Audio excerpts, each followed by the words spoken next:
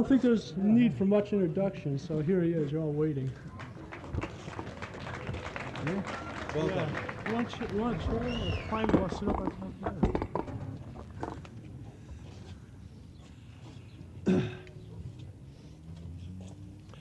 I'm sorry to be late. We had a difficult time negotiating the Orc territory in Poughkeepsie.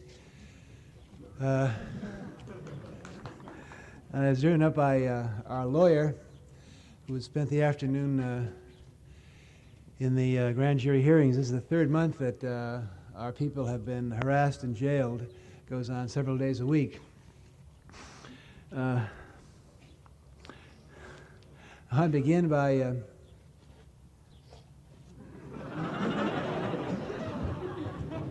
saying a special word of welcome and affectionate greeting to that growing group of my followers that follow me everywhere I go. I have the greatest understanding and sympathy for the member of the narcotics squad. I've spent a great deal of time with police in the last 2 or 3 years. And I've been arrested 12 times. My 18-year-old son has been arrested 10 times. He's really a chip off the old block. I'm an old-fashioned parent. I think that nothing takes the place of personal tutelage of father and son. He's taught me a lot. I'm particularly sympathetic to the police because I know their problem. I don't mind getting arrested because it gives me a chance to spend 4 or 5 or 6 hours with the cops, and God knows they need to hear what I have to say. I wonder if you've given any thoughtful and humanitarian consideration to the dilemma of the police in this country. They are caught in a completely impossible situation between the menopausal alcoholic drinking people up there and the kids down here. Now the average cop, he's a nice fellow. He's mildly authoritarian. That's all right. He wants to be told what to do from somebody up there, and he wants to tell someone down there what to do. That's cool. As long as the orders he's getting from up there, and by up there I don't mean you, boss. As long as the orders he's getting from Washington may have any connection with reality. But today, as you well know, most of the stuff that comes down from Washington is, pretty weird. The cop is brought into seminars where top officials from Washington come, and they explain to him that there's this terrible menace that is sweeping the country, undermining the American way of life, the essence of all evil and crime, and that it's up to them to mobilize and with alertness and vigor go out and prosecute the smoking of grass. You know, in the bust on Stony Brook, there were 68 police cars. Isn't that weird?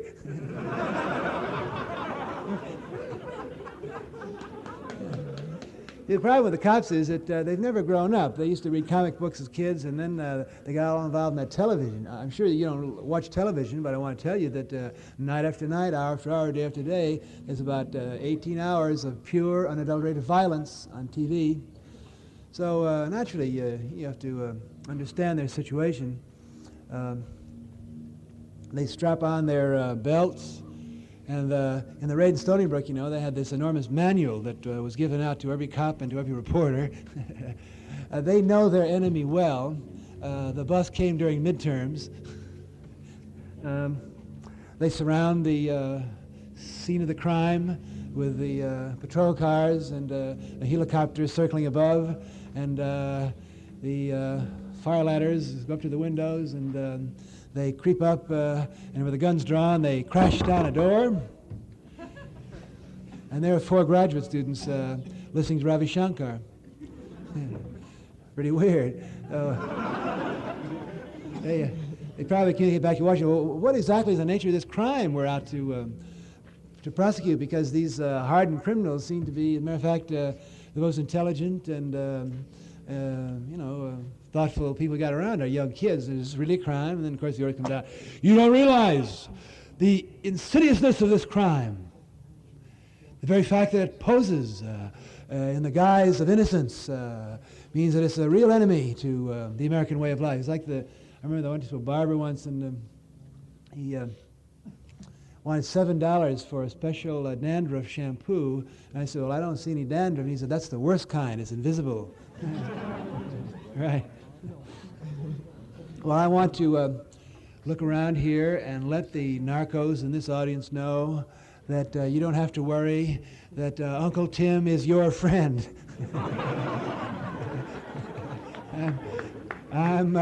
I understand your terrible position, and I'm working day and night crisscrossing this country of ours, lecturing and talking and vaudeville, standing on my head, anything I can do to repeal these insane laws, so that the time will come when I can sit down on a beautiful grassy sward like this and get high with a narc.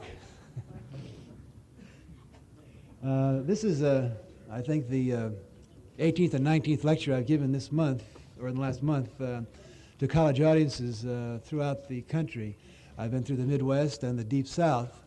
And it's really an amazing situation. You know, I had been kind of laying low and for about 6 months, just getting high every day and reading and writing and living a very serene life. And then I signed up on this lecture tour.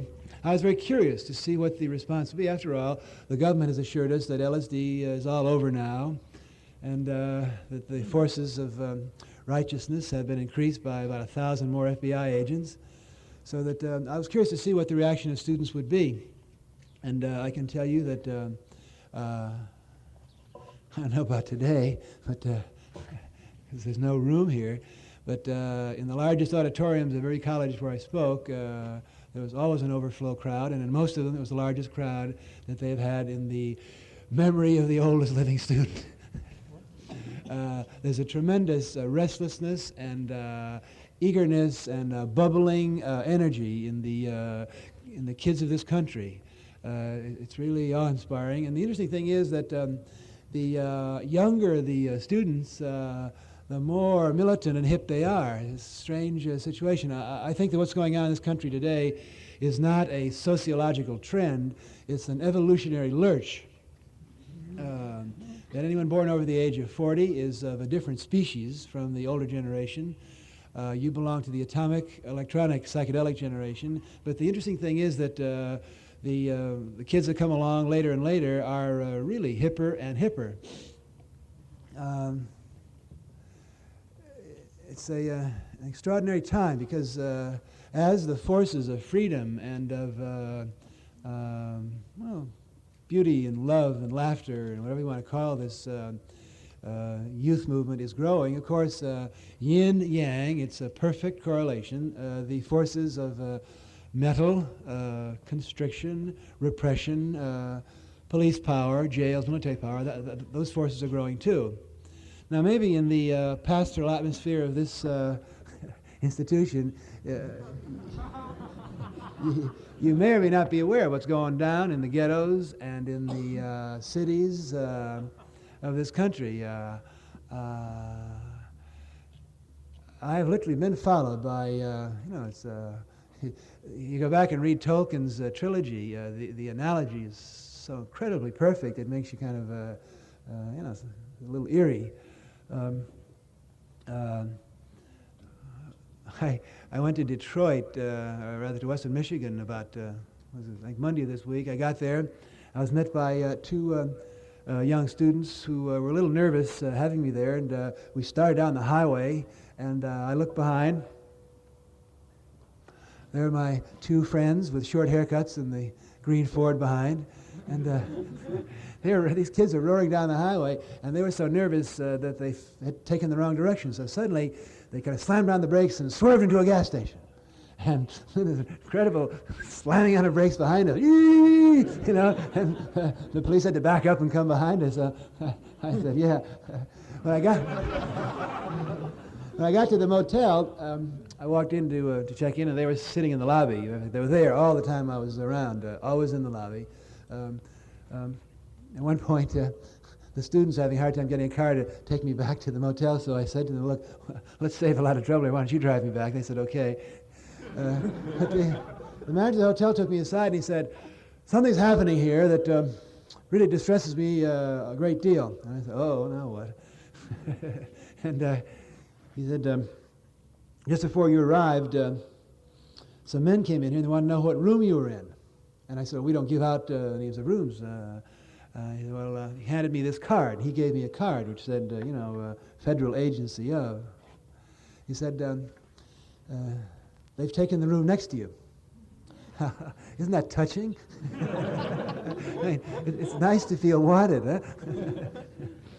But it has gone on this way. I'm sure you, for those of you that read the paper, and I hope most of you don't, you just look at the front page every day and you see a consistent, daily erosion of basic individual freedoms. Freedom to travel, freedom for graduate students to go to school, freedom from war, freedom for Negro leaders to travel around the country lecturing. This got Rap Brown $100,000 for doing just what I'm doing here today, traveling around talking. There's a little pretense at legal process anymore. If you belong to the 5 groups in this country, or if you're a spokesman for the 5 groups who really stand for and represent and are struggling for freedom, the 5 groups whose freedoms are being eroded are, of course, number 1, the blacks. And I'll tell you, I spent a lot of time talking to black power people and just ordinary black people and colored people, and they have had it. There's a revolution brewing in this country so fast, and the gulf between the menopausal middle class and the blacks is really getting, it's out of sight. The leaders of the black movement, from the most militant around to the most conservative, they've all been busted. They're all in federal indictment. Rap Brown, Stokely Carmichael, Muhammad Ali, Luther King, so on. I want to say here now that my goals and what I long for in this country are pretty identical to the aims and goals of the black power people. I think black power is the greatest concept that's come along. The soul of this country is being eaten away by the cancer of racism. This country was founded, on the basis of racism and rum. You remember those New England guys that would get the slaves and drop them off and then get the rum, right? Yeah, that's the dope heritage of this country.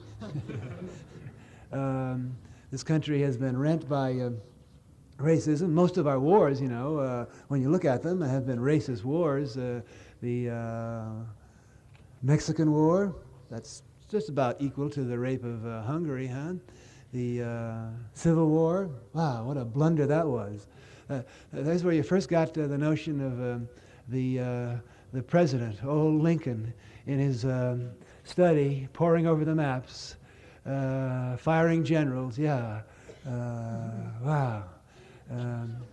Then after the Civil War, when people got tired of killing each other in this country, they looked around, they had all these armies and all this glorious history, they had to look around and kill someone, so we went to work and wiped out almost completely the most noble and spiritual race that this continent has ever seen, the American Indian. They're still around, though, and I spent some time recently in the sacred southwest of this country where our holy Americans, our real Americans, are still keeping their fires burning and are still communing with their ancient gods and are still getting high once a month or once a week with peyote, waiting for this insanity of white murder to kind of play itself out. The Spanish-American War and so forth. It's a pretty messy picture, and my sympathies and deep support are with the black power people. I happen to differ with them as far as tactics are concerned. I think that the approach to using violence is a rather romantic concept. It's understandable. Perhaps if I were black, I would feel the same way that they do, but at the present time, there are many of us who are working in this country for an alliance between or among these groups to see if we can head off the inevitable revolution that is going to shatter and destroy this country within the next few months.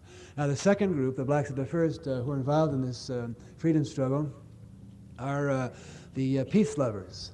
I know the word peace is getting to be a criminal word in this country, but there is a large minority, when you take in the kids, I'm sure it's a majority of people in this country who want freedom from war. Their rights are consistently and daily eroded. The draft is completely illegal. The indictment of Spock and Chaplain Coffin from Yale and even Norman Mailer. Consistent picking off of the spokesman of peace in this country. Now, the third group, probably the most hopeful group, are, of course, the young people. And as I've said, the younger they are, the hipper they are. There's no question in your minds that I hope that to be young today is almost the same as being a Negro.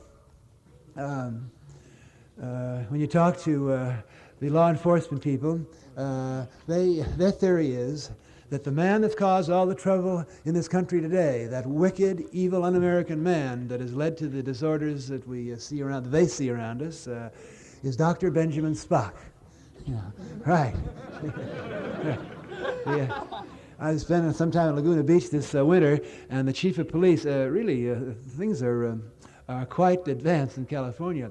The chief of police came to the local PTA and said, well, he had good news to report. He said he wanted to tell the worried parents that they had gotten the percentage of pot smokers in the local junior high down to 80%. He said, Dr. Spock is the cause of all this. Why? Because Dr. Spock had the effrontery to tell parents 20 or 30 years ago that children should be treated like human beings. Yeah, I know that's un-American. Now, J. Edgar and LBJ and all those spiritual men in Washington, they're shaking their head about the young people on the campuses. They're getting more uppity and sassy than the Negros. Got to do something about it. But they got their best man on the case. They got old J. Edgar. I've been debating now and then in this last month with people who represent what somebody thinks is the opposing point of view. So I often find myself on a lecture platform with a top pharmacologist or someone sent from Washington from NIMH or FDA. And we actually have no debate. There's no debate anymore about drugs. I don't know how hip you are to what's been going on, but for the last few years and in intense form in the last few months, there's been a power struggle in Washington over the control of drugs. Between the law enforcement people and the doctors who run the FDA. Now, I want to tell you, it's very rare in my life that I've had to stand up and endorse and praise the social and political aims of the AMA. But in this case, I want to say that the doctors are definitely on the side of right, virtue, and freedom. At the time of Jack Kennedy, there was a move afoot to try to get rid of J. Edgar Hoover and to have the drugs, the illegal drugs, taken away from, of all places, the Treasury Department.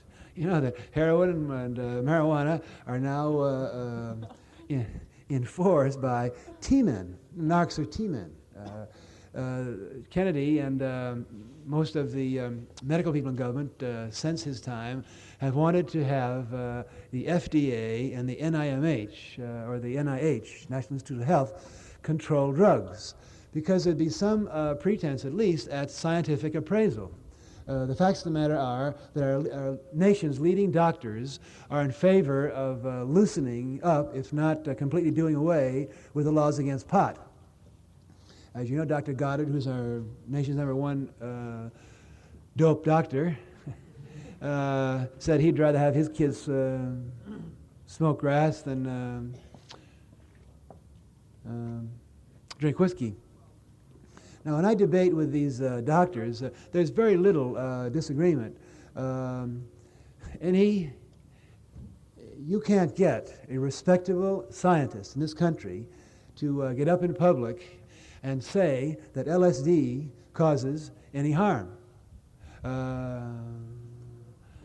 Thursday at Emory with Dr. Williams, who has done more LSD research than any man in the country, and who was on the top government LSD board, said flatly that after observing thousands of cases and having read all the literature, all I can say is that LSD does no harm and apparently does no good. That is, its medicinal uses are limited, if any, to which I say right. The facts of the matter are that your government for the last 20 years, but particularly in the last 5 or 6 years, has been doing everything it can to scare you from turning on. In this, our government is not unique. Any group of power holders in the world who are over the age of 40 naturally don't want kids turning on. They don't want kids getting high because they know if kids get high and come to their senses, and I mean senses, and resurrect their bodies and figure out exactly why we're here on this planet, why God put us here. Turned on kids won't fight wars. Turned on kids won't become replaceable parts in a menopausal machine. Now, the government has systematically circulated a series of rumors about pot and LSD. Now, the thing about this battle of rumors, it's really like dealing with illusions. The government will circulate a rumor that pot is addictive. Then it takes a lot of energy to spend the next 6 months proving that's wrong. Okay, then LSD is addictive. Spend 6 months trying to prove that's wrong. Right, okay. Then the government switches, and I've seen 6 rumors, 6 out-and-out hoaxes about LSD publicized widely, of course with the loving collaboration of the press in the last 6 years. The first one, that LSD was addictive. When I used to give lectures on LSD 7 years ago, and I'd finish, someone would say, "How do you kick it?" Yeah. Then finally, enough kids turned on to LSD, and enough honest scientists were around, and I debate them, and I say, "Is LSD addictive?" And they say no, so that rumor was dropped. The second rumor was that LSD caused long